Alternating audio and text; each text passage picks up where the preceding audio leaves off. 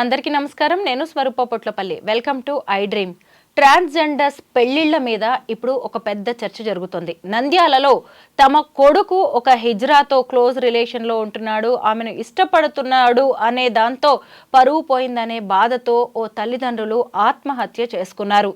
ఈ మధ్య కాలంలో ఒక ట్రాన్స్ విమెన్, ఒక ట్రాన్స్ మ్యాన్ పెళ్లి చేసుకున్నారు. ఇంకొక వైపు చూస్తే ఇంటర్వ్యూలు ఇస్తూ ఎంతో మందికి ఇన్స్పిరేషన్గా ఉన్న అంకితా రాజ్ జంట కూడా విడిపోయింది. అసలు ట్రాన్స్జెండర్స్ పెళ్లి చేసుకోవచ్చా? ఒకవేళ చేసుకుంటే ఎవరిని చేసుకోవాలి? వారికి ఉండాల్సిన అర్హతలేంటి? ఇలా దీని మీద కూడా ఇప్పుడు పెద్ద డిస్కషన్ నడుస్తోంది. ప్రస్తుతం నాతో పాటు ట్రాన్స్జెండర్స్ రైట్స్ యాక్టివిస్ట్ రచన ముద్రబోయిన ఉన్నారు. ఆవిడతో మాట్లాడదాం. నమస్తే రచన. Happy new year.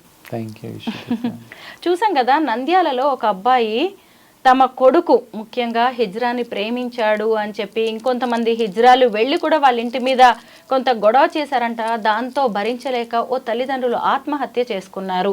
ఇప్పటికే హిజ్రాలు ట్రాన్స్జెండర్స్ మీద చాలా నెగిటివిటీ ఉంది. ఇలాంటివి ఇంకాస్త పెంచుతున్నాయి కదా, అసలు ఎందుకు జరిగిందంటారు ఈ ఇన్సిడెంట్? అంటే ఫ్యాక్ట్స్లోకి వెళ్తే అంటే ఇది చాలా బాధాకరమైన విషయం. ఫస్ట్ ఆఫ్ ఆల్ ఆ అబ్బాయి ఎవరైతే ఉన్నారో వాళ్ళ తల్లిదండ్రులు ఇలా చేసుకోవటం అనేది ఇది చాలా దిగ్భ్రాంతిని గురి చేసింది మమ్మల్ని ఒకటిను, ప్లస్ చాలా శోకంలోకి నెట్టివేసింది కూడా. ఎందుకంటే దిగ్భ్రాంతి ఎందుకనంటే ఇప్పుడు దాకా మేము ఓన్లీ ట్రాన్స్ మహిళలు ఎవరైతే ఉన్నారు, ట్రాన్స్జెండర్ వ్యక్తులు, వాళ్ళు సూసైడ్స్ చేసుకోవటం కంటిన్యూస్గా చూస్తూ వచ్చాము. కోవిడ్ తర్వాత కూడా. బట్ ఇప్పుడు ఆ తర్వాత కొంతమంది పార్ట్నర్స్, అంటే ట్రాన్స్ మహిళల యొక్క పార్ట్నర్స్ సూసైడ్స్ చేసుకోవడం చూసాం. ఇప్పుడు తల్లిదండ్రులు కూడా సూసైడ్స్ చేసుకుంటున్నారు అని అంటే అదొక ఆశ్చర్యకరమైన విషయం. ఏంటంటే ఎందుకు అసలు ఇలా జరుగుతుంది కమ్యూనిటీలో, మా కమ్యూనిటీకి సంబంధించి. అది కాక ఇప్పుడు రెండోది తీవ్ర మనస్తాపం పెట్టే విషయం ఏంటంటే తల్లిదండ్రులు పోగొట్టుకోవడం. అంటే ఈ అబ్బాయి పాపం ఇప్పుడు అంటే ఒక అనాథలాగా అయిపోయారు. ఇలా తల్లిదండ్రులు లేకపోవటం అనేది మేము అంటే అనాదిగా మా ట్రాన్స్ మహిళలు ఎవరైతే ఉన్నారో అది అనాదిగా చవి చూస్తూనే ఉన్నారు కదా. మమ్మల్ని ఇళ్ళ నుంచి వెళ్ళగొట్టినప్పుడు ఆ తల్లిదండ్రుల ప్రేమ అది ఏవి దొరకక, అక్క తమ్ముళ్ళు అన్న చెల్లలేక రోడ్డు మీదకి వచ్చి అది ఏంటో ఆ వెలితి ఏంటో మాకు తెలుసు, ఆ బాధ ఏంటో మాకు తెలుసు. అలాంటి పరిస్థితులు ఇప్పుడు ఈ అబ్బాయి ఉన్నందుకు చాలా బాధపడుతున్నాం. రెండోది ఏంటంటే ఫ్యాక్ట్స్లోకి వెళితే ఈ కేసులో ఈ అబ్బాయి ఇష్టపడ్డాడు, బీటెక్ చదవలేక డిస్కంటిన్యూ చేశాడు, ఆటో నడుపుతున్నాడు. ఈ అమ్మాయి పరిచయం అయింది, ఈ అమ్మాయితోటి రిలేషన్షిప్స్లో ఉండాలనుకున్నాడు. ఆ తర్వాత తల్లిదండ్రులకి ఇష్టం లేదు, తల్లిదండ్రులు చిన్న వ్యాపారం చేసుకుంటున్నారు, టెంకాయల వ్యాపారం. ఆ అబ్బాయిని 2 నెలల వరకు ఒక హౌస్ అరెస్ట్ చేసినట్టు ఆ అబ్బాయి పోలీస్ స్టేషన్కి ఫోన్ చేసి చెప్పినట్టు తెలుస్తుంది వివరాల్లోకి వెళితే. అయితే ఆ తర్వాత ఆ పోలీసుల జోక్యంతో బయటకు వచ్చి పెద్దలందరూ కూర్చొని పరిష్కరించుకునే విధానంలో ఒక విషయం తెలిసింది ఏంటంటే 30,000 ఏదైతే ఉందో ఈ ట్రాన్స్ మహిళ ఆయనకి ఇచ్చినట్టు తెలిసింది. దానికి సంబంధించి వాళ్ళ ఇంటికి వెళ్ళటము, ఆ ట్రాన్స్ మహిళల హిజ్రా గ్రూప్ ఏదైతే ఉందో దాని గురించి అడగటము, వాళ్ళు ఇవ్వటము, ఇదంతా జరిగింది. ఈ ప్రాసెస్లోనే మళ్ళీ పిల్లాడు బయటకు వచ్చాక మళ్ళీ ఇంకొకసారి ఇంటికి వెళ్తే తల్లిదండ్రులు బెదిరించడం జరిగింది. ఏంటినంటే ఈ పెళ్ళి కుదరదు, ఈ పెళ్ళి చేసుకోకూడదు, ఆ మహిళను వదిలిపెట్టి ట్రాన్స్ మహిళలు మా దగ్గరికి వచ్చాయి అన్నప్పుడు కుదరదంటే కుదరదు, నేను ఆమెనే పెళ్లి చేసుకుంటాను, ఆమెనే వివాహం చేసుకుని ఆమెతోనే ఉంటాను అని చెప్పి మళ్ళీ బయటకు వస్తే ఆ తల్లిదండ్రులు బెదిరించడం జరిగింది. అలా కనుక చేసినట్టయితే నువ్వు మమ్మల్ని కోల్పోతామని. కానీ కోల్పోతామని అన్నారు కానీ బట్ ఆత్మహత్య చేసుకుంటామని అనలేదు. బట్ తీరా చూస్తే ఈ ఆత్మహత్య జరిగిందనమాట. ఇది ఫ్యాక్ట్స్ యాక్చువల్గా. సో ఇదొక పరువుకు సంబంధించిన హత్యలాగానే ఉంది. ఎందుకంటే ఎందుకు పరువు సంబంధించిన అంటున్నానంటే ఇప్పుడు ఇంటర్ కాస్ట్ మ్యారేజ్ చేసుకున్నప్పుడు ఏదైతే పరువు పోతుందో, పెద్ద కులం వాళ్ళు తక్కువ కులాలను చేసుకోవటం, కొన్ని ఒక తరంలో మనం చూసాము, అక్కడ హత్యలు చూసాము, ఆత్మహత్యలు చూసాము. అలాంటిదే సేమ్ ఇలాంటి పరువు హత్యలు అంటే ఆత్మహత్య, ఇది ఒక పరువుకు సంబంధించిన ఆత్మహత్యలాగానే మేము దీన్ని చూస్తున్నాము.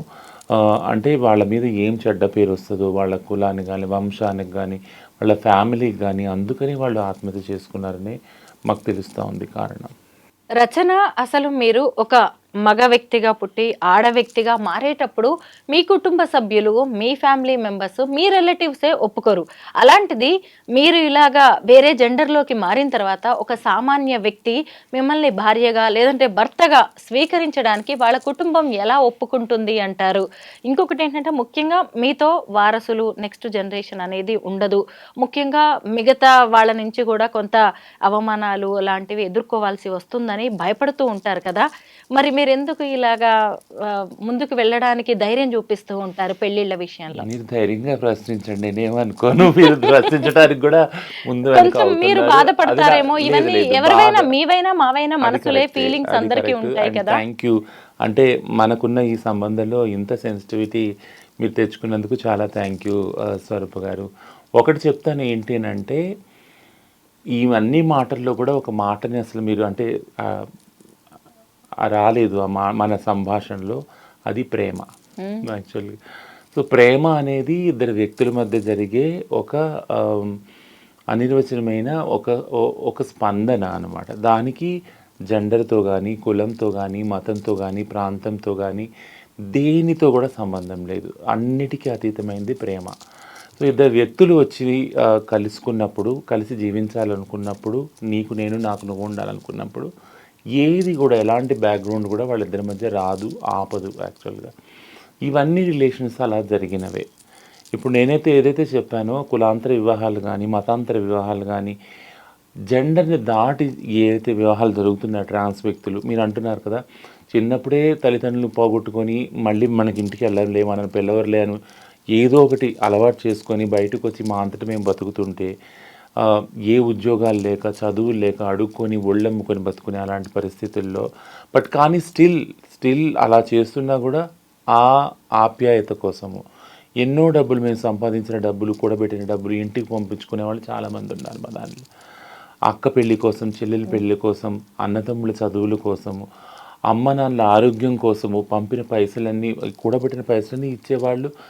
నా జీవితం అయిపోయింది, నేను ట్రాన్స్ అయిపోయాను, రోడ్డు మీదకి వచ్చేసాను, ఇంకా నాకు ఏమైనా పర్వాలేదు, బట్ కానీ నా ఫ్యామిలీ గురించి నేను పాటుపడాలని ఎంతోమంది అహర్వత్తలు వాళ్ళు సంపాదించిన డబ్బులన్నీ వాళ్ళు ఇంటికి పంపుకుంటారు. అలాంటి ఒక అనిర్వచనమైన అంటే ఎక్స్ప్రెస్ చేయలేని ఒక రిలేషన్షిప్స్ని మెయింటైన్ చేస్తాం మేము ట్రాన్స్ మహిళలు ముఖ్యంగా. అలా ఆ ప్రాసెస్లో కొంతమంది ఎవరైతే వస్తున్నారో కలిసి జీవించాలని, మాకు ఈ బాధలలో వాళ్ళతో ఉండాలని లేదు, బట్ మా జీవితంలో ప్రేమే లేదని మేము డిసైడ్ అయిపోయాం యాక్చువల్గా. కానీ బట్ స్టిల్ వాళ్ళు వస్తున్నారు మా జీవితాల్లోకి. వచ్చి లేదు, వాళ్ళు కూడా ఏదో కోల్పోయిన వాళ్ళే, వాళ్ళు కూడా ప్రేమ దొరకని వాళ్ళే. వాళ్ళ అందరి జీవితాల్లో అంటే నేను ట్రాన్స్ వ్యక్తి వల్ల అవ్వటం వల్ల నాకు ప్రేమ దొరకలేదని నేను చెప్పను, బట్ చాలామంది మగవాళ్ళకి, ఆడవాళ్ళకి, యంగ్ ఉన్న వాళ్ళకి, ముసలి వాళ్ళకి ఎవరికి కూడా ప్రేమ దొరకట్లేదు చాలామందికి.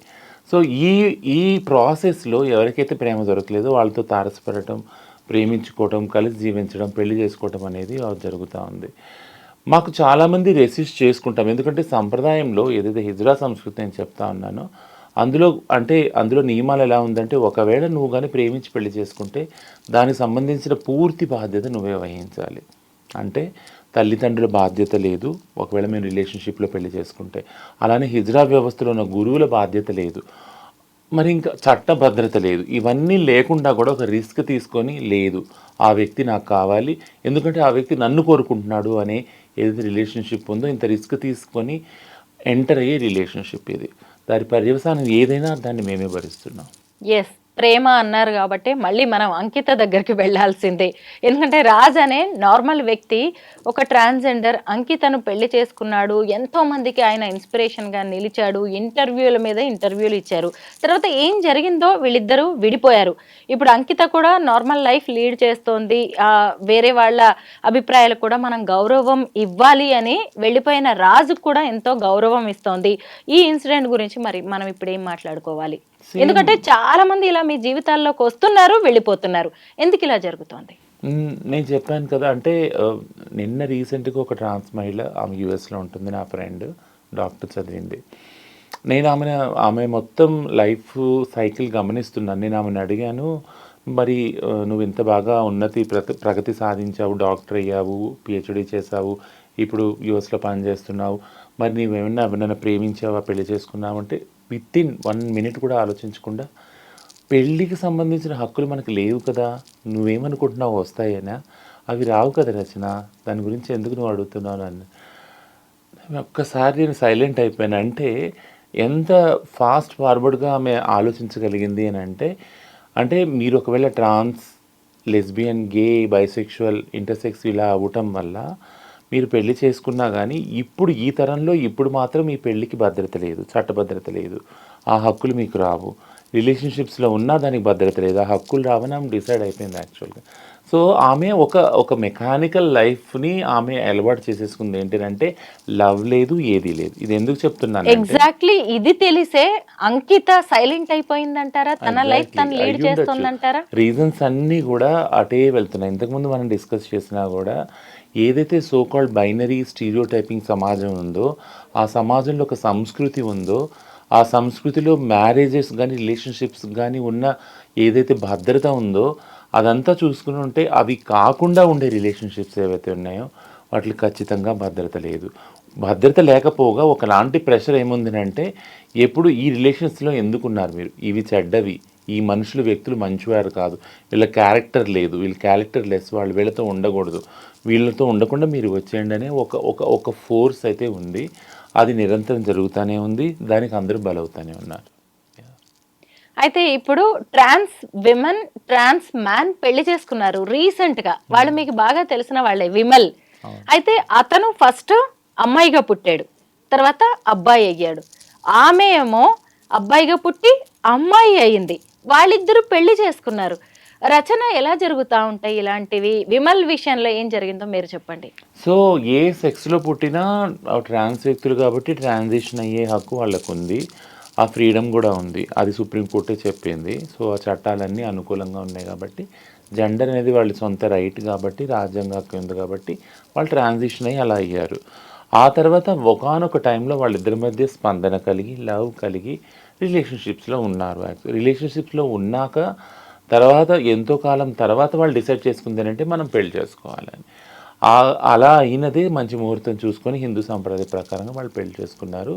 బట్ థింగ్ ఏంటంటే ఇందులో రెండు విషయాలు, అంటే సంప్రదాయం ఎలవ్ చేస్తుందా, ఆ ప్రకారంగా చేసుకుంటా అంటే మనకి కొన్ని కేసెస్ ఏమున్నాయంటే హిందూ వధువులాగా ఒకవేళ ట్రాన్స్ మహిళ పెళ్లి చేసుకుంటే కనుక ఖచ్చితంగా ఆ పెళ్లికి చట్టభద్రత ఉండాలని తమిళనాడు హైకోర్టు జడ్జిమెంట్ ఒకటి ఉంది. సో ఈ పెళ్ళికి అలాంటి చట్టభద్రత వస్తుందని అనుకుందాం, ఓకేనా. ఇంకొకటి ఏంటంటే ఇది కాకుండా, చట్టపరంగా కాకుండా రిలేషన్షిప్ పరంగా మనం ఆలోచించినట్లయితే నేను మీకు ఇంతకుముందు కూడా చెప్పాను, ట్రాన్స్ మహిళలు, ట్రాన్స్ పురుషులు పెళ్లి చేసుకోవచ్చు. ట్రాన్స్ పురుషులు ఎవరైతే ఉన్నారో వాళ్ళు సిస్ మహిళల్ని పెళ్లి చేసుకోవచ్చు, అలాంటివి కూడా చాలా ఉన్నాయి. అలాగే ట్రాన్స్ మహిళలు మామూలు పురుషులు ఎవరైతే ఉన్నారో సిస్ పురుషులు, వాళ్ళని కూడా పెళ్లి చేసుకోవచ్చు. పురుషులు అంటే సిస్ అంటే ఎవరైతే ట్రాన్స్ కారు వాళ్ళని మామూలు పురుషులు, యాక్చువల్ హెట్రోసెక్షువల్ పురుషులు అనమాట. వాళ్ళని పెళ్లి చేసుకునే మహిళలు, ట్రాన్స్ మహిళలు చాలామంది ఉన్నారు. సో ఈ రిలేషన్షిప్స్లో ఏమైనా కలగచ్చు. బట్ దీని అన్నిటికీ మూలం ఏమైందంటే ఇద్దరు వ్యక్తుల మధ్య కలిగే ఆ స్పందన, లవ్ ఏదైతే ఉందో అదే అట్రాక్షను ముఖ్య కారణమై ఉంది. అలాగే అఖిలేష్, కిరణ్ రాజ్ అనే వాళ్ళ పెళ్లి గురించి కూడా మీరు చెప్పాలి, నాకు పెద్దగా ఐడియా లేదు దీని గురించి. వీళ్ళు కూడా యాక్చువల్గా ట్రాన్స్ పురుషులే, బట్ సిస్ మహిళలతోటి, అంటే మామూలు మహిళలు ఎవరైతే ఉన్నారో వాళ్ళతోటి ప్రేమతోటి రిలేషన్షిప్లో పెళ్లి చేసుకున్న వాళ్ళిద్దరు కూడా. అంటే ఎలాగా వీళ్ళిద్దరు వేరు వ్యక్తుల్ని పెళ్లి చేసుకున్నారంటున్నారు? వేరు వ్యక్తుల్ని, వేరు మహిళల్ని పెళ్లి చేసుకున్నారు యాక్చువల్గా. ఓకే, వాళ్ళు ట్రాన్స్ పురుషులు, అలాగే మహిళల్ని పెళ్లి చేసుకున్నారు అలాగా. ఇప్పుడు విమల్ స్టోరీకి వస్తే వాళ్ళిద్దరు ఎలాగో ట్రాన్స్ విమన్, ట్రాన్స్ మ్యాన్ కాబట్టి నెక్స్ట్ జనరేషన్ సొసైటీ ఏదో మనల్ని చూసి ఏదో అనుకుంటది, లేదంటే షేమ్ ఫీల్ అవ్వాలి అనే ఫీలింగ్స్ ఉండకపోవచ్చు. అవును, వీళ్ళు ఇద్దరు లాంగ్ రన్ లో కలిసి నడవచ్చు. ఒకటి ఏంటంటే పెళ్ళి పిల్లల కోసమే, పునరుత్పత్తి కోసమే అనే ఏదైతే ఆలోచన ఉందో సమాజంలో, దాన్ని ముఖ్యంగా ఛాలెంజ్ చేసేది LGBTQI సమూహాలు మాత్రమే. అది కాక అంటే మామూలు ఆడవాళ్ళు మగవాళ్ళు ఉండలేదా అంటే ఖచ్చితంగా ఉన్నారు కదా. సరోగసీ చట్టం ఏదైతే ఉందో, అడాప్షన్ సంబంధించిన చట్టాల్లో మార్పులు ఏవైతే ఉన్నాయో ఇవన్నీ ఆ బ్యాక్గ్రౌండ్తో వచ్చినవే కదా. సో సమాజంలో పెళ్ళి చేసుకునేది ఏదైతే తంతుందో కేవలం పిల్లలు కనడానికి కోసం అనే దాన్ని ఒక అభిప్రాయాన్ని ఎన్నో రకాలుగా ఎన్నో జంటలు దాన్ని అంటే దాన్ని డిస్ప్రూవ్ చేస్తున్నాయి, యాక్చువల్గా డిస్క్వాలిఫై కూడా చేస్తూ ఉన్నాయి. పెళ్ళి అనేది ఇద్దరు వ్యక్తుల మధ్య జరిగే ఏదైతే లవ్ ఉందో, ప్రతిస్పందన ఉందో, ఒకరికొకరు జీవించాలి అనుకునే ఏదైతే రిలేషన్షిప్ ఉందో దాని బేస్ మీద ఉండాలి. పెళ్ళి తర్వాత జరిగే ఏదైతే పిల్లలది ఉందో అది ఒక ఆప్షనల్ మాత్రం. ఇప్పుడు చాలామంది సెలబ్రిటీసే మనం సరగసి తీసుకొని పిల్లల్ని కానీ ఇది చూస్తున్నాం కదా మన కళ్ళ ముందే. సో పిల్లలకి అనేది ఒక ఆప్షనల్గానే ఉంది ఇప్పుడు కూడా. పైగా మీ కమ్యూనిటీలో కూడా ఒక రిలేషన్స్ ఉంటాయి కదా. మా కమ్యూనిటీలో ముఖ్యంగా అదే నేను చెప్తాను. మా కమ్యూనిటీలో ట్రాన్స్ కూతుళ్ళు, ట్రాన్స్ కొడుకులు, మనవరాళ్ళు, మనవాళ్ళు ఇలా కూడా రిలేషన్స్ ఉన్నాయి. అక్క చెల్లెళ్ళు, వదిన మరదళ్ళు ఇవన్నీ కూడా ఉన్నాయి. కాబట్టి మేము ఎప్పుడైతే మా సొంత కుటుంబాలతోటి ఎక్కడైతే పుట్టామో అందులోంచి బయటకు వచ్చేసాక మాకుగా మేము ఏర్పరచుకున్న ఈ కుటుంబ వ్యవస్థ ఏదైతుందో ట్రాన్స్ కుటుంబ వ్యవస్థ అది మాకు ఒక సపోర్టింగ్ సిస్టమ్ యాక్చువల్గా. ఇప్పుడు ఎలాగో మనం ట్రాన్స్ మ్యారేజ్ గురించి మాట్లాడుకుంటున్నాం కదా, ఇప్పుడు మీ లవ్ స్టోరీ చెప్పండి. అసలు సిగ్గుపడతారు మీరైతే. నా లవ్ స్టోరీ అసలు నేను ఎక్కువగా ఎక్కడ ఎక్స్ప్రెస్ చేయను, ఎందుకంటే నా భర్త ఎవరైతే ఉన్నారో వారి అంటే లైఫ్కి అంటే చాలా కొన్ని థ్రెట్స్ ఉన్నాయి, అందుకని దాన్ని చేయను. బట్ ఇంతకుముందు చెప్పినట్టే నేను ఆయనతో అయితే ఆయన నన్ను అప్రోచ్ అయ్యారు, ఐ లవ్ యూ అని ఆయనే చెప్పాక నేను అంటే కొన్ని రోజులు ఆలోచించాను అసలు. అంటే ఎందుకంటే నాకు కమ్యూనిటీ పని చాలా ప్రయారిటీ నా లైఫ్లో. కమ్యూనిటీకి సంబంధించిన కొన్ని విజన్స్ ఉన్నాయి, నాకు కళలు ఉన్నాయి. వాటి కోసం ప్రతిరోజు అంటే నాకు హాలిడేస్ లేవు, ఏమీ లేవు, కొన్ని వర్కింగ్ అవర్స్ లేవు, ఏం లేవు, చాలా అన్డిసిప్లిన్గా అందులో డిసిప్లిన్గా వర్క్ చేస్తాను అనమాట. సో ఈ ధోరణి ఉన్న వాళ్ళతోటి ఒక రిలేషన్షిప్లో ఎంటర్ అవటమే కష్టం యాక్చువల్గా, ఎందుకంటే నేను టైం ఇవ్వలేను ఒక వ్యక్తికి నా లైఫ్లో. అలాంటి దానిలో హడావుడిలో హఠాత్తుగా ఆయన వచ్చి మాటల్లో ఆయన చెప్తే ఐ లవ్ యూ అంటే ఓ అవునా ఐ లవ్ యూ సరే ఓకే లేరని. ఆ తర్వాత నాకు అనిపించింది టైం ప్రతి రిలేషన్షిప్లో టైం ఇవ్వాల్సి వస్తుంది. టైం ఇచ్చినప్పుడల్లా నేను అనిపించింది ఏంటి అంటే నాకు ఇక్కడ టైం తీసుకొచ్చి ఈయనకి ఇవ్వాల్సి వస్తుంది, హౌ సీరియస్ దిస్ పర్సన్ ఇది అన్నప్పుడు నేను అడిగాను పెళ్లి చేసుకుందామంటే నువ్వు టైం చెప్పు, డేట్ చెప్పు అన్నాడు. ఓ అవునా అంత సీరియస్ అను, ఓకే సరే అనేసి లవర్స్ డే వ్యాలంటైన్స్ డే రోజు మా మ్యారేజ్ అయింది. 15 yearsగా మీ ఇద్దరు రిలేషన్లోనే ఉన్నారు, ఎప్పుడు ఏ ఇబ్బందులు రాలేదా? మీ ఇద్దరి మధ్య ఏ గొడవలు కూడా లేవా? అసలు గొడవలు లేని రిలేషన్షిప్ ఇది. గొడవలు ప్రతిసారి ఉంటాయి, ప్రతి రిలేషన్షిప్లో ఉంటాయి. అండ్ గొడవలు వచ్చేవి, గొడవల వల్లనే రిలేషన్షిప్ ఇంకా ఎక్కువ బాగా అండర్స్టాండింగ్ మొదలవుతుంది, ఇంకా స్ట్రాంగ్ అవుతుంది అది యాక్చువల్గా. ఎందుకంటే గొడవలు ఎప్పుడు వస్తాయి యాక్చువల్గా హెచ్చు తగ్గులు అన్న విషయంలోనే వస్తాయి కదా. నేను హెచ్చు, నువ్వు తగ్గు, నువ్వు నన్ను ఇలా చేసావు, నువ్వు అలా చేసావు, ఇలా అన్నావు, అలా అన్నావు అని. ఆ హెచ్చు తగ్గులు ఎక్కడో అక్కడికి వెళ్ళి ఒక చోట ఇద్దరు రిజాల్వ్ చేసుకుంటారు కదా, ఒక డెసిషన్కి వస్తారు, ఒక అండర్స్టాండింగ్కి వస్తారు. వచ్చినప్పుడు అప్పుడు ఈక్వాలిటీ అనేది వస్తుంది ఆ రిలేషన్షిప్లో. సో అది లేనప్పుడు నమ్ముగా ఉన్నప్పుడు అసలు గొడవలే లేనప్పుడు రిలేషన్షిప్లో మనం ఆలోచించాలి. అంటే ఆ రిలేషన్షిప్ అసలు ఏంటి, ఎంతవరకు ట్రస్ట్ వర్తి, అది ఉంటుందా, బాండింగ్ ఉందా అనేది ఆలోచించాలి.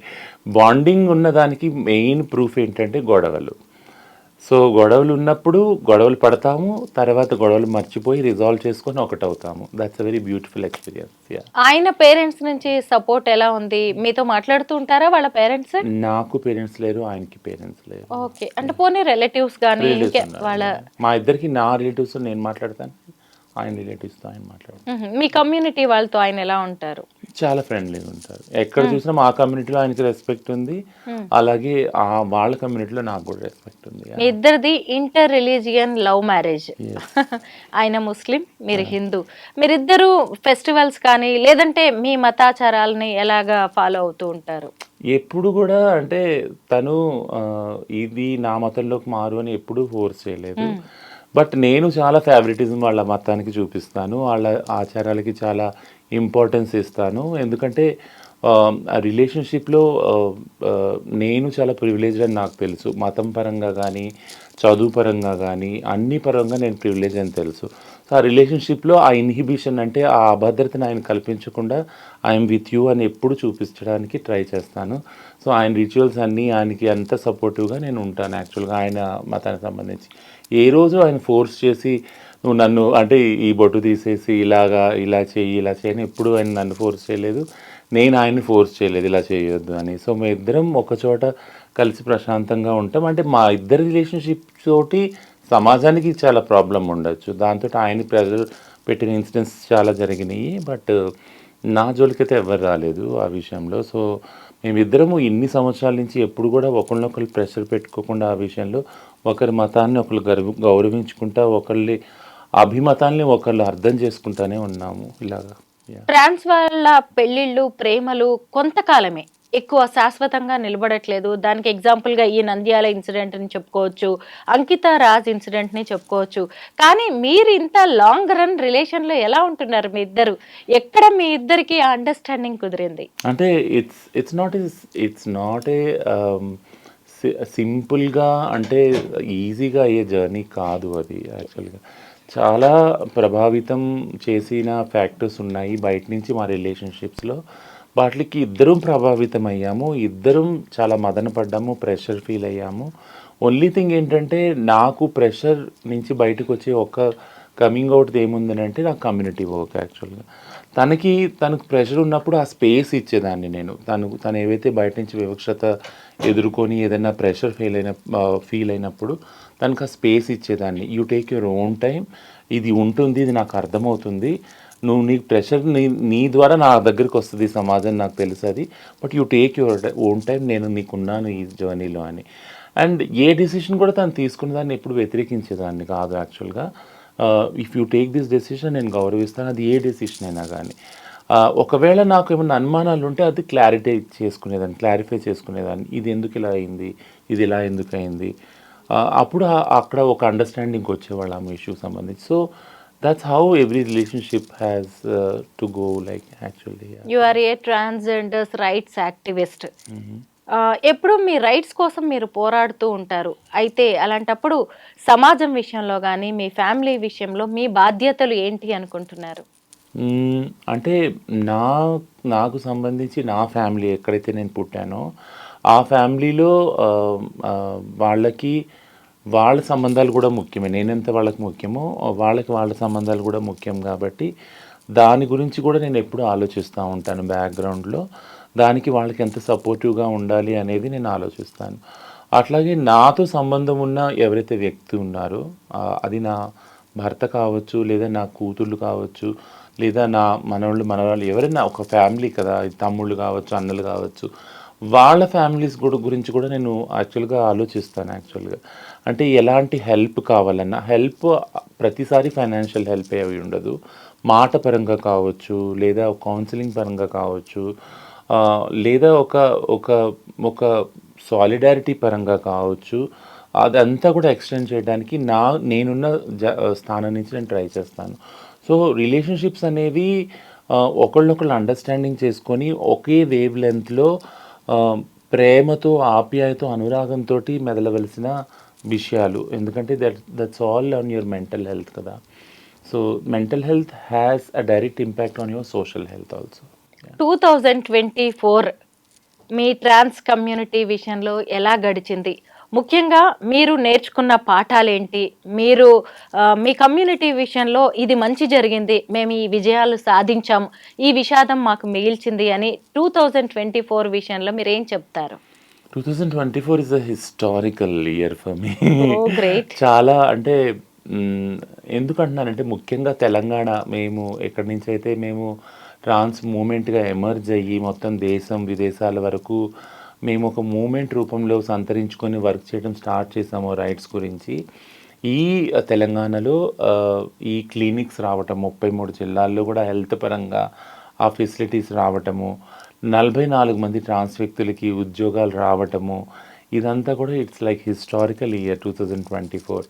సో పాలసీ కూడా ఒకటి ఫామ్ అవుతుంది, అది అవ్వటము, ఇవన్నీ చూసుకుంటే అంటే వీఆర్ బియాండ్ లైక్ వేరే స్టేట్స్ని చూసుకున్నా కానీ, అంటే వేరే స్టేట్స్కి వచ్చినాయి రాలేదని నేను అంటలేదు, బట్ ఒక ఆర్గానికల్గా ఎమర్జ్ అయ్యి వచ్చింది. అంటే ఒక సగటు ట్రాన్స్ వ్యక్తి రోడ్డు మీద ఉన్నవారు ఎవరైతే ఉన్నారో అడుక్కోవడం కానీ సెక్స్ వర్క్ చేసే కానీ వాళ్ళ అవసరాన్ని బట్టి ఈ నీడ్ని బట్టి ఇవి వచ్చినాయి. యాక్చువల్గా ఈ పాలసీ కూడా ఆ విధంగా రూపొందుతుంది, విచ్ ఇస్ వెరీ ఐడియల్. మొత్తం దేశంలోనే అది ideal. So thanks for all the political leaders and Euphoria who have actually extended their help and support for this. అది ఇక విషాదానికి వస్తే నేను ఒకటే, నన్ను ఇప్పుడు కూడా కలిసివేసేది ఏంటంటే, ఇప్పుడు ఈ ఇంటర్వ్యూకి వచ్చేటప్పుడు కూడా నేను మీకు చెప్పాను సూసైడ్ ఏదైతే అవుతున్నాయో, ఒక సూసైడ్ అయింది ఈరోజు కూడా. ఈ సూసైడ్స్ అన్నదానికి మనం ఇప్పుడు చేసుకునే చర్చ కూడా ఆ సూసైడ్స్ గురించే అనే దానికి ఒక సొల్యూషన్ వైపు వెళ్ళలేకపోతున్నాము. అది విషాదం. చాలామందిని కోల్పోయాం సూసైడ్స్కి. అది చాలా బాధాకరమైన విషయము. అండ్ హోప్ఫుల్లీ వచ్చే సంవత్సరంలో దీనికి సంబంధించి ఏదో ఒక పాలసీ లెవెల్ డెసిషన్ కానీ మార్పు కానీ తేగలుగుతాము. ఆ దిశగా అడుగులు వేస్తాము, ఆ దిశగా పని చేస్తామని నేను అనుకుంటున్నాను. ఇంకా అది కాక ఇంకా సాధించవలసింది చాలా ఉన్నది. గృహాలు కానీ, పెన్షన్స్ కానీ, లేదా రేషన్ కార్డ్స్ కానీ, ఫ్రీ సర్జరీస్ కానీ. This a long journey. అదైతే చాలా పని చేయవలసి ఉంది, ప్లానింగ్ కూడా ఉంది. But 2024 is a very loving year, and it's very memorable year, and also at the same time చాలా మందిని కోల్పోయాము. విషాదం ఉంది అండ్ ఒక హోప్ ఉంది 2025 బియాండ్కి ఇంకా బాగా పనిచేస్తామని. 2025కి న్యూ ఇయర్ రిజల్యూషన్ ఏంటి? మీ టార్గెట్ ఏమైనా ఉందా? ఫ్యూచర్ ప్లాన్స్ ఏమైనా వేసుకుంటున్నారా? ఈ ఏడాది ఖచ్చితంగా ఇలా ఉండాలి అని. నాతో అడుగుతున్నారు. మీది కావచ్చు, ట్రాన్స్ కమ్యూనిటీ కావచ్చు. సో ఒకటి ఏంటంటే బేబీ స్టెప్స్ ఇవి. ఏంటంటే 44 ఏదైతే ఉద్యోగాలు సాధించామో, 33 క్లినిక్స్ ఏదైతే సాధించామో, మీలాంటి వారి సాన్నిహిత్యంతో ఏదైతే వీడియోస్ చేస్తున్నామో, we want to go get in the society a good place and in the hearts of the people. మళ్ళీ చెప్తాను, అది ఏంటంటే ఈ ప్రయత్నాలు ఎంతో కష్టపడి ప్రయత్నించాక ఇవి వచ్చినాయి. ఈ 44 ఉద్యోగాలు కానీ లేదా క్లినిక్స్ కానీ ఇంకా కష్టపడి ప్రయత్నించి సమాజంలో ఏదైతే ఈ ద్వేషం ఉందో ట్రాన్స్జెండర్ కమ్యూనిటీ పట్ల, ఆ ద్వేషాన్ని మెల్లగా పక్క తొలగించి ఒక ప్రేమని కలిగించి, ఒక ఆప్యాయతని, మమతని, అనురాగాన్ని చిగుర్చించేలా చేయాలని ఇది పెద్ద ఆశ. ఇది అంటే అంతు చెక్కని ఆశ ఇది. బట్ ఇది సాధిస్తామని నేను అనుకుంటున్నాను. ఎందుకంటే ఇప్పుడు నేను మీతో చేసిన వీడియోస్లోనే చాలా మటుకు నేను వెళ్ళి రోజు మళ్ళీ రిపీట్గా చూసినప్పుడు నాకు అనిపించింది ప్రతి దానిలో ప్రేమ అనే పదాన్ని వాడామా లేదా అనేది. వెళ్ళిన ప్రతి చోట you won't believe. Thank you so much Swaroopa garu. వెళ్ళిన ప్రతి చోట కూడా నన్ను గుర్తుపట్టి సెల్ఫీలు తీసుకుంటుంటే నేను ఇంత ఫేమస్ ఒక రోజులో ఎలా అని అనిపించింది. అంత స్వరూప్ గారే ఎక్కువ మ్యాక్సిమం వీడియోస్ ఆమె చేశారు. Thank you so much. మొన్న you won't believe, Kadapa, Vontimitta అక్కడ ఇక్కడ వెళ్ళినప్పుడు కూడా నేను ప్రయాణించేటప్పుడు ఆపి రోడ్డు మధ్య రచన గారిని సెల్ఫీ తీసుకున్న ఇన్సిడెంట్స్ చాలా ఉంది. So that's the thing. నన్ను చూసి ఇంకా చాలా మంది వీడియోస్ చాలా పాజిటివ్ వేలో చేస్తూ ఉన్నారు ట్రాన్స్ వాళ్ళు, ఈవెన్ యూట్యూబ్ ఛానల్ వాళ్ళు. సో ఇట్లాంటి ఒక మంచి సహృద్భమైన సపోర్టివ్ ఎన్వైరన్మెంట్, ఒక మంచి స్థానం ప్రజల మనసులో నేను కోరుకునేది. దాని గురించి ప్రయత్నించాలని ఒక పెద్ద ప్లానింగ్. రియల్లీ ఇది నేను కూడా అబ్జర్వ్ చేశాను. అసలు సబ్స్క్రైబర్స్ అందరికీ, మన ఫాలోవర్స్కి నిజంగా థ్యాంక్స్ చెప్పాలి. అసలు రచనకి సంబంధించి ఏ వీడియో పెట్టినా ఒక్కసారి కూడా ఒక్క నెగిటివ్ కామెంట్ రాలేదు. రచన, మనం ఎన్ని ఇన్సిడెంట్స్ మీద మనం చేశాము, అఘోరి మీద చేసాము, అంకిత మీద చేసాము, రియాజ్ గురించి మాట్లాడుకున్నాము, ఈ 44 ట్రాఫిక్ వాలంటీర్స్ గురించి మాట్లాడుకున్నాము. ఇప్పుడు కూడా ఏంటి హిజ్రాల వేధింపులను కూడా ఈరోజు మాట్లాడుకుంటున్నాము. అయినా కానీ ఎక్కడ మన వీడియోకి ఒక్క నెగిటివ్ కామెంట్ లేదు. మీ మాటలు వింటున్నారు. అలాగే మీ ట్రాన్స్ కమ్యూనిటీ కూడా మీ మాటలు వినాలి, పాటించాలి. మీలాగా ఇంకొంతమంది మంచిగా రావాలి, బయటికి రావాలి అని నేనైతే కోరుకుంటున్నాను రచన. ఎందుకంటే మిమ్మల్ని కలవడానికి ముందు నాకు కూడా కొన్ని ఉండే అపోహలు లాంటివి.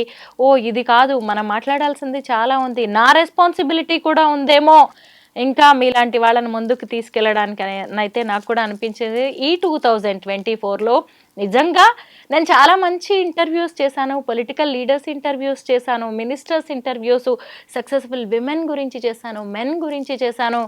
పిల్లల గురించి చేశాను, అందులో అసలు మీ గురించి చేయడం నిజంగా నాకు కూడా హ్యాపీ థింగ్ అనిపిస్తుంది. అయితే రీసెంట్గా ట్రాఫిక్ వాలంటీర్స్గా ఒక 44 ట్రాన్స్జెండర్స్ ఉన్నారు కదా, వాళ్ళని తీసుకున్నారు. వాళ్ళ ఫీడ్బ్యాక్ ఏంటి? మీకు బాగా తెలిసిన వాళ్ళే ఉన్నారు అందులో. ఎస్, ఒక రెసిగ్నేషన్ అయితే అయ్యింది నిన్న. సో అది ఎందుకు అయింది అని టెక్నికల్గా చూస్తున్నాము. బట్ అదర్ దాన్ దట్ అందరూ కూడా వెళ్తున్నారు రెగ్యులర్గా డ్యూటీ. మంచి ఫీడ్బ్యాకే వస్తుంది. బట్ వాళ్ళకి సంబంధించిన ఇతర అవసరాలు, ఫర్ ఎగ్జాంపుల్ కేరళలో ఎప్పుడైతే ఫస్ట్ పోస్టింగ్ 14 మందికి ఇచ్చారు, వసతి గురించి కొద్దిగా ప్రాబ్లం అయింది. అప్పుడు కేరళ గవర్నమెంట్ వాళ్ళకి వసతి గృహ కూడా సదుపాయాలు చేసిందనమాట. అట్లానే ఈ ఎవరైతే 44 మంది ఉన్నారో వీళ్ళందరికీ ఫస్ట్ ఎమర్జెన్సీ బేసిస్ మీద రేషన్ కార్డ్స్ కానీ, ఇళ్ళు కానీ, ఇవన్నీ కూడా అంటే హెల్త్ పాలసీకి సంబంధించినవి కానీ ఇవన్నీ ఇచ్చినట్టయితే they will be very happy and they will be feel secure. First of all ఒక నమ్మకం కలుగుతుంది ట్రాన్స్జెండర్ కమ్యూనిటీకి. ఏంటంటే మనం ఇలా ఈ ధోరణిలో వెళ్ళి ఉద్యోగాలు చేసుకుంటే, ఇలా చేసుకుంటే మనకి కూడా ఒక బ్రతుకు ఉంటుంది, ఒక లైఫ్ ఉంటుంది, సమాజంలో ఒక గుర్తింపు ఉంటుంది అనే ఒక నమ్మకం కలుగుతుంది. వీళ్ళని చూసి చాలామంది, యూ వోంట్ బిలీవ్, వీళ్ళని చూసాక చాలామంది వాళ్ళ ట్రాన్స్జెండర్ ఐడి కార్డులు చేసుకోవడము, వాళ్ళ ఎడ్యుకేషన్ బ్యాక్గ్రౌండ్స్ని వాళ్ళు వెళ్ళి క్వాలిఫికేషన్ పెంచుకోవాలని ఎగ్జామ్స్ రాయడానికి ఫీజులు కట్టడము, వాళ్ళ సర్టిఫికేట్స్లో నేమ్స్ మార్చుకోవడం అన్నీ జరుగుతున్నాయి. దిస్ ఇస్ వెరీ, అంటే ఈ మార్పు ఎవరు చూడని మార్పు యాక్చువల్గా. అండ్ మీ ఛానల్ ద్వారా నేను చెప్తున్నానంటే these are the changes which are very సైలెన్స్గా, ఒక సైలెన్స్లో జరుగుతున్నాయి. సో ముందు రోజులు చాలా ప్రగతిశీలంగా ఉంటాయి మా కమ్యూనిటీకి. ఏదైతే భిక్షాటన సెక్స్ వర్క్ ఓన్లీ ఉందో దాన్ని ఖచ్చితంగా రివర్స్ అవుతుందని నేనైతే అనుకుంటున్నాను. నేనైతే ఒక్కటే ఎక్స్పెక్ట్ చేస్తున్నాను రచన, ముఖ్యంగా ఏంటంటే సరే ఎవరి వ్యక్తిగతం వాళ్ళది, కానీ కొంత ఈ వేధింపులు, ఎక్స్టార్షన్ లాంటివి కానీ, బెదిరించడం, డబ్బులు లాక్కోవడం, ఇవి తగ్గాలని నేను కోరుకుంటున్నాను. దానివల్లే ఎక్కువగా ఎఫెక్ట్. నాకు కొంతమంది అయితే పర్సనల్గా మెసేజెస్ పెట్టారు కూడా, ఇలాగ ఇదొక్కటి మేము ఇబ్బంది పడుతున్నాం, వీలైతే మీరు వ్యక్తిగతంగా చెప్పండి అని. మీరు కూడా మీ ఎలాగో రైట్స్ కోసం మీరు పోరాడుతున్నారు కాబట్టి సొసైటీ కోసం మనం ఇలాంటివి ఏమన్నా రిక్వెస్ట్ చేసే ఛాన్స్ ఉందేమో. ఖచ్చితంగా. ఇప్పుడు మేము గవర్నమెంట్కి, తెలంగాణ గవర్నమెంట్కి సెల్ఫ్ రెగ్యులేటరీ బోర్డ్ని రిఫర్ చేస్తున్నాం. ఈ బోర్డ్స్ అంటూ వచ్చేసాక గవర్నమెంట్ కూడా ఒక స్ట్రిక్ట్ స్టెప్, ఎవరైతే భిక్షాటనలు ఉన్నారో వాళ్ళకి సంబంధించి కొన్ని పాలసీ లెవెల్ చేంజెస్ చేస్తున్నారు. ఈ రెండు సమన్వయం అయినప్పుడు ఖచ్చితంగా ఏదైతే న్యూసెన్స్ ఉందో ఈ సో కాల్డ్, ఇది ఖచ్చితంగా 2025లో మేము మినిమైజ్ చేయడం కాదు, మొత్తానికి జీరో చేయడానికి మేము కంకణం అయితే కట్టుకున్నాం. ఖచ్చితంగా జరుగుతుంది. మీరు మన లాస్ట్ ఇంటర్వ్యూలో కూడా చెప్పారు, గవర్నమెంట్ మీకు సర్జరీస్ కోసం కూడా ఆరోగ్యశ్రీ లాంటి వాటిలో పెట్టింది, కొన్ని ఆప్షన్స్ అని కూడా పెట్టారు. అది చాలా మంచిది. చక్కగా వాటిని యూజ్ చేసుకొని మంచి పని వైపు మీరు వెళ్ళిపోవచ్చు కూడా. ఇవన్నీ చేయాల్సిన అవసరం లేదు, ప్రభుత్వమే ఇంత సపోర్ట్ చేస్తుందంటే. అవును, దానికి సంబంధించిన పాలసీ అంతా ఇప్పుడు ఫ్రేమ్ అవుతుంది. ఒకసారి అది రోల్ అవుట్ అయినాక గ్రాడ్యువల్గా 2025లో ఒక డిఫరెంట్ పిక్చర్ కనిపిస్తుంది. ఇంకొకటి, పేరెంట్స్ లో కూడా కొంచెం మార్పు రావాల్సిన అవసరం అయితే కనిపిస్తోంది. ఎందుకంటే తమ పిల్లల్లో ఒకళ్ళు కొంచెం తేడాగా ఉన్నారు అన్నప్పుడు, పిల్లలకి ఏదైనా హెల్త్ ఇష్యూస్ వస్తే అమ్మ వాళ్ళు వదిలేస్తారా, అలాగే ఈ పిల్లల్ని కూడా కొంచెం అక్కున చేర్చుకోవాల్సిన అవసరం ఉంది పేరెంట్స్. మెయిన్ ఇక్కడ నుంచి వస్తేనే బాగుంటుంది కదా. మీరు కౌన్సిలింగ్ ఇస్తూనే ఉంటారు కదా కొంతమంది తల్లిదండ్రులకి. అదైతే రొటీన్ పని, మీరు హెల్త్ కౌన్సిలర్, అది రొటీన్ గా పని. ఇప్పుడు నేనేం ఆలోచిస్తున్నా అంటే ఈ 33 క్లినిక్స్ ఏవైతే ఉన్నాయో ఇవి ఒక సర్వీస్ పాయింట్స్ మనకు 33 జిల్లాల్లో కూడా. కొద్ది కూడా మెయిల్గా పుట్టి ఫిమినైన్గా, ఫీమేల్గా పుట్టి మెయిల్గా, మ్యాస్కులిన్గా ఉన్న వాళ్ళని ఖచ్చితంగా వాళ్ళకి ఆ సెంటర్లో కౌన్సిలింగ్ కారగాలి. ఎందుకంటే అందరూ ఎవరైతే ట్రాన్స్జెండర్ ఐడెంటిటీగా వాళ్ళు ఐడెంటిఫై చేసుకుంటారో అందరికీ సర్జరీ అవసరం లేదు, అస్సలు అవసరం లేదు. సో అలా ఉన్న వాళ్ళ మీద ప్రెషర్ కూడా చాలా ఉంది. అంటే కుటుంబ పరంగా కూడా నువ్వు ఎందుకు మగపిల్లాడు కదా ఇట్లా ఎందుకు ఉందని. సో ఈ విధంగా ఇటు తల్లిదండ్రులకి కౌన్సిలింగ్ ముఖ్యం, ఆ పిల్లలకు కూడా కౌన్సిలింగ్ ముఖ్యం. సో నేను 33 క్లినిక్స్ని కూడా అదే దానిలో స్థాయిలో కృషి చేసి ఆ కౌన్సిలింగ్ సేవలను రూపొందించాలని ఒక ప్లానింగ్ చేస్తున్నాను. ఓకే, థ్యాంక్ యూ రచన. 2025 ఖచ్చితంగా అమేజింగ్ గా ఉంటుందని నేను కూడా ఎక్స్పెక్ట్ చేస్తున్నాను. ఇలా అనాలిసిస్లు కావచ్చు, ఇంకేవైనా మంచి మంచి వీడియోస్ కూడా మనం చాలా చేయాలి. ట్రాన్స్ కమ్యూనిటీ గురించి, సొసైటీ గురించి చాలా మాట్లాడుకుందాం. Thank you so much Rachana. Once again happy new year. Happy new year.